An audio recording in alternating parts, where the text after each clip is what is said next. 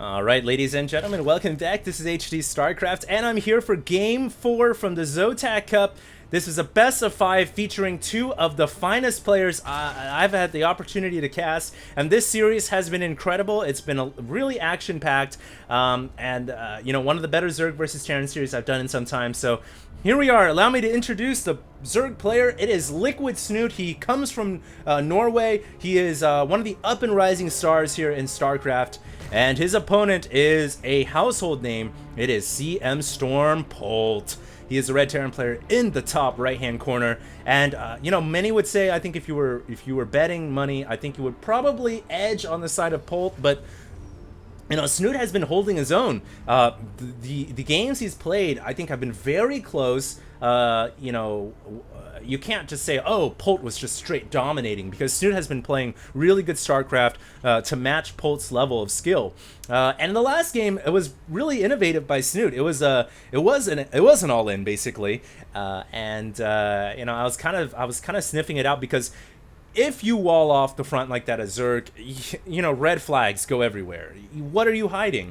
And Polt scanned. He just didn't see anything with the scan. And Snute was so sneaky as to go ahead and still throw down the 3rd expansion just to trick Polt into that level of comfort, thinking that nothing was going to come for him. And then the Niduses came, and then that was all she wrote. So we'll see what happens here in Game 4. This map is Daybreak. This is one of the traditional maps in StarCraft.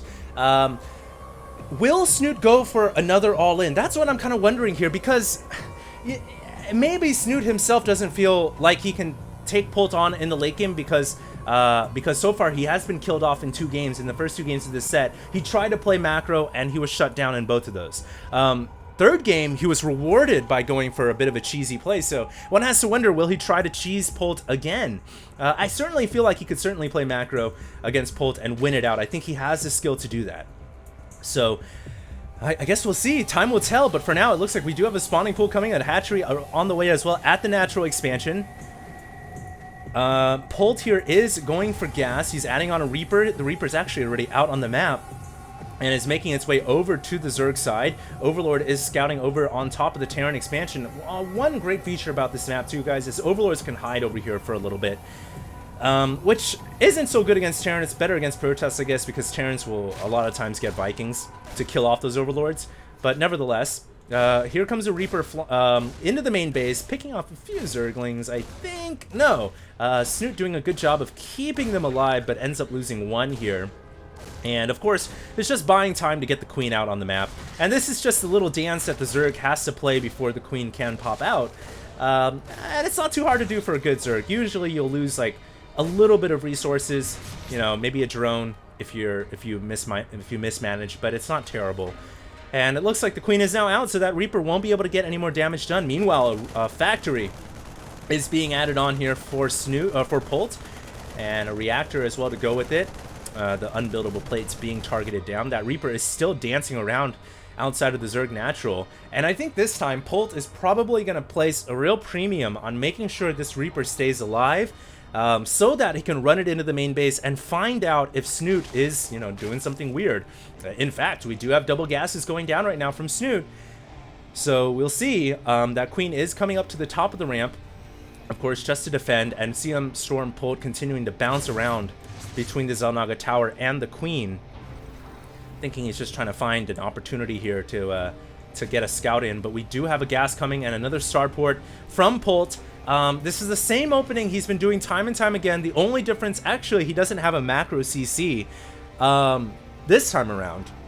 And I think the reason why he's probably shying away from going for a macro orbital, which typically on a map like Daybreak is okay, I think why is because he's been all in on the last game and he just wants to play it safer rather than, you know, being attacked and losing the game straight up. So you can't really blame him. And I think he could go for a command center any time now, and he could certainly go for Marine Hellion drop play as well, since he's got 1-1-1 on the field, 1 barracks, 1 factory, 1 starport.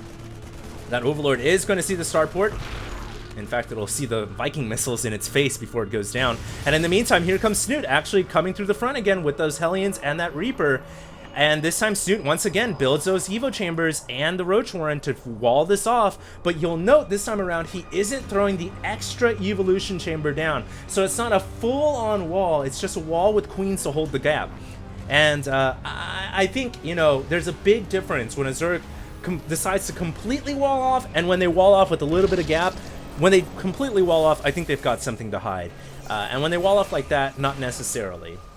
So, you know, just a little bit of psychological mind games, I guess you could say. Here comes Polt, though, going over to this top hatchery. He will see the hatchery, so now he knows, okay, looks like you have a hatchery. You're probably not cheesing me. And so that egg actually forced to be canceled. But we do have a command center coming over here in the bottom right-hand corner. And things looking set up for a macro game, although we do have a lot of roaches on the way. 8 roaches with +1/+1 again. Although this time they will not be backed up by Nidus Worm. But I wonder, is Snute going to continue to produce roaches here? Does he have roach speed as well? I would assume no, he doesn't. Roach speed is going to be taking some time to get out there, but he is making a lot of roaches here, guys. And no drones to speak of.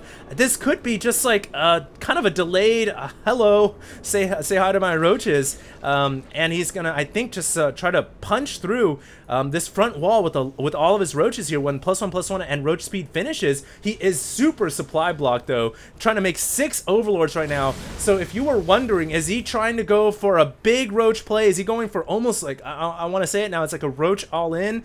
Yeah, he sort of is, because he is just continuing to make roaches. There are no drones that I see coming out on that production tab.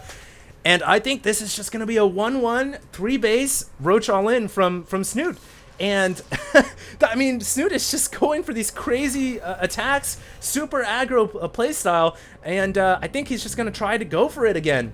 How many roaches does he have on the field right now? He's got 22 roaches, and the thing about this play is Polt has no idea this is coming. I mean, for all he knows, the Zerg is macroing and building drones, but here we go, 11 drones on the way, so they're surprising me again.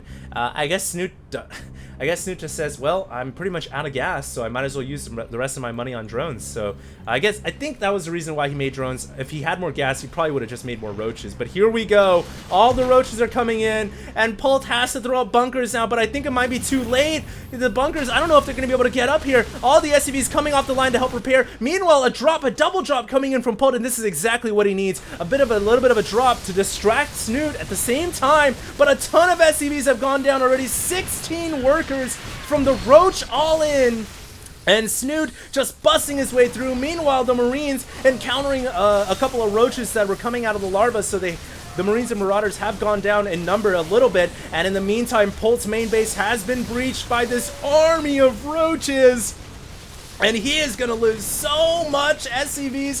39 SCVs have gone down already, and I think just like that, Snute is going to win this game. I mean, just a sick 3-base roach all in, and I think it's gonna work. It's successful. I mean, it's gotta be a success when you kill off 47 SCVs, right? At this point, even if he were to lose all of his roaches, I think he would still be way ahead in this game. Not to mention there's a roach down here just clobbering this refinery. And hey, all the Marines and Marauders in the Zerg bases have been cleaned up. So that, I think, is GG. Polt is out of it, and this ties the series 2-2, which is going to push it to Game 5. You can see Polt there not even bothering to type out well played or well won or any of that business. He just says GG, let's go to Game 5. So there you have it, ladies and gentlemen. Game 5 coming up, and Snute winning 2 games in a row with cheesy all-ins. But you know what? You can't blame it if it works. And this is a tournament. This is a grand final, so you do what you got to do to win. We'll see what happens in Game 5. I'm hoping we see a long game, because I really think that Snute can play a long one against Polt, but we'll just have to see. Game 5 is coming up. This is HD, signing out.